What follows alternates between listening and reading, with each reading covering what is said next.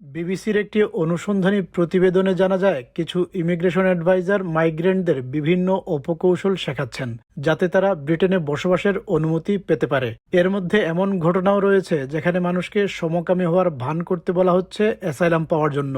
দ্বিতীয় প্রতিবেদনে উঠে এসেছে পারিবারিক সহিংসতা ও নির্যাতন আইনের অপব্যবহার। এই আইন মূলত তৈরি করা হয়েছে সমাজের সবচেয়ে অসহায় মানুষদের সুরক্ষা দেওয়ার জন্য, কিন্তু কিছু অসাধু ব্যক্তি এটিকে ব্যবহার করছে প্রতারণার হাতিয়ার হিসেবে। এই তদন্তে উঠে আসে এলি সিসওয়াকার নামের এক অনিবন্ধিত ইমিগ্রেশন অ্যাডভাইজারের কথা। সামাজিক মাধ্যমে তিনি এমন পোস্ট দিচ্ছিলেন যেখানে তিনি মাইগ্রেন্টদের দেখাচ্ছিলেন কিভাবে পারিবারিক নির্যাতনের অভিযোগকে ব্যবহার করে ব্রিটেনে থাকা যায়, এমনকি স্থায়ী বসবাসের অনুমতিও পাওয়া যায়। This could lead to indefinite leave to remain.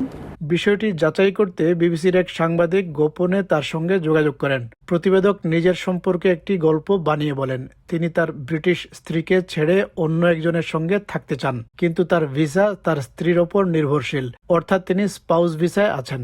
স্ত্রীকে ছেড়ে গেলে তিনি ব্রিটেনে থাকতে পারবেন না। এই অবস্থায় এলি সিসওয়াকার খুব সহজ একটি সমাধান দেন। তিনি বলেন একটি মিথ্যা গল্প তৈরি করা যাবে যেখানে বিবিসির ছদ্মবেশী প্রতিবেদক নিজেকে পারিবারিক নির্যাতনের শিকার হিসেবে দাবি করবেন। সাংবাদিক যখন জিজ্ঞেস করেন প্রমাণ কি হবে, তখনও তিনি আশ্বস্ত করে বলেন সব ব্যবস্থা তিনি করে দেবেন।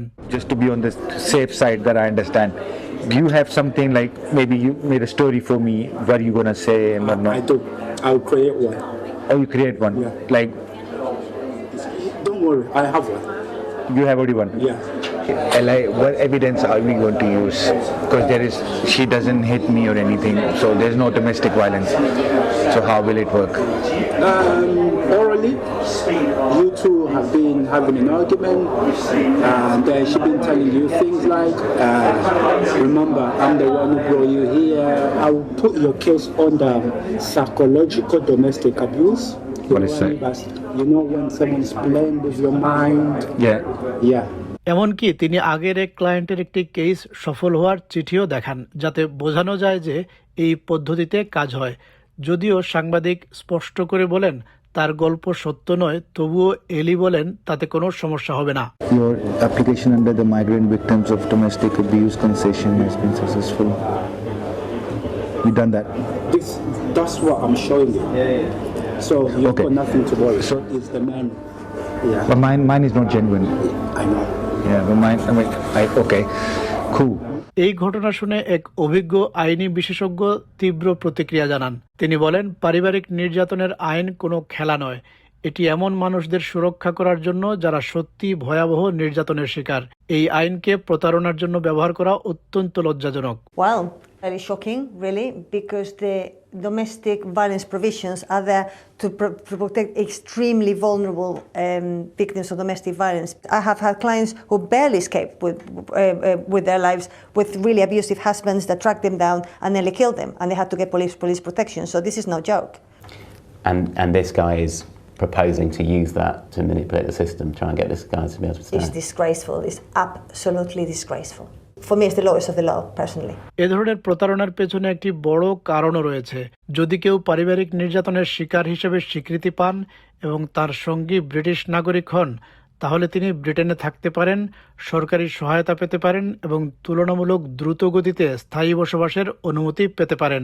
তদন্তে আরও দেখা যায় এ ধরনের আবেদনের সংখ্যা দ্রুত বাড়ছে। গত কয়েক বছরে তা উল্লেখযোগ্য হারে বৃদ্ধি পেয়েছে। ফলে ধারণা করা হচ্ছে ভুয়া অভিযোগে অ্যাসাইলাম আবেদনের প্রবণতাও বাড়ছে। এই প্রেক্ষাপটে উঠে আসে আয়েশা নামের এক নারীর গল্প। আয়েশা তার ছদ্মনাম। 2020 সালে এক পাকিস্তানি মাইগ্রেন্টকে বিয়ে করার পর তার জীবন দ্রুত বদলে যায়। তিনি জানান তার স্বামী অত্যন্ত নিয়ন্ত্রণমূলক এবং নির্যাতনকারী হয়ে ওঠে। তার মতে স্বামীর বন্ধুরা তাকে পরামর্শ দিত ব্রিটেনে থাকার জন্য একটি সন্তান নেওয়া দরকার। এরপর তার ওপর চাপ সৃষ্টি করা হয় গর্ভবতী হওয়ার জন্য, এবং তিনি অভিযোগ করেন ধর্ষণের ঘটনাও ঘটেছে। He became fully controlling, very abusive. And I think his friends at the time were telling him, you should have a baby to secure yourself here. So he was trying very hard to get me pregnant. And unfortunately, that included rape as well. অবশেষে গর্ভবতী হওয়ায় তিনি তার স্বামীর বিরুদ্ধে অভিযোগ করেন, সম্পর্ক শেষ করেন এবং বিষয়টি কর্তৃপক্ষকে জানান। তার স্বামীকে ব্রিটেন ছাড়ার নির্দেশ দেওয়া হয়।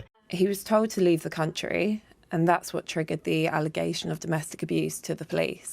কিন্তু ঘটনাটি সেখানেই শেষ হয়নি। পরে তার স্বামী উল্টো অভিযোগ করেন যে আয়েশাই নাকি নির্যাতনকারী। তিনি দাবি করেন আয়েশা তার ফোন পরীক্ষা করতেন এবং তাকে সন্দেহ করতেন। আয়েশা এসব অভিযোগ সম্পূর্ণ অস্বীকার করেন। There's no evidence and there's no truth to any of that. পরিস্থিতি আরও খারাপের দিকে যায় যখন আরও অভিযোগের জেরে আয়েশাকে পুলিশ হেফাজতে নেওয়া হয় এবং তাকে তার ছোট শিশু সন্তান থেকে আলাদা থাকতে হয়। তিনি বলেন এই পুরো প্রক্রিয়ায় তিনি বছরের পর বছর ভোগান্তির শিকার হয়েছেন। The Home Office is allowing this to happen. I've just suffered 4 years of hell because of the Home Office. এই ঘটনার পর হোম সেক্রেটারির অধীনস্থ হোম অফিস জানিয়েছে আইনের এ ধরনের অপব্যবহার সম্পূর্ণ ও গ্রহণযোগ্য। Eli Siswaka denied being willing to make up a domestic abuse allegation. Home office প্রতিশ্রুতি দিয়েছে যারা এ ধরনের প্রতারণায় জড়িত, বিশেষ করে ভুয়া ইমিগ্রেশন অ্যাডভাইজার, তাদের বিরুদ্ধে কঠোর ব্যবস্থা নেওয়া হবে।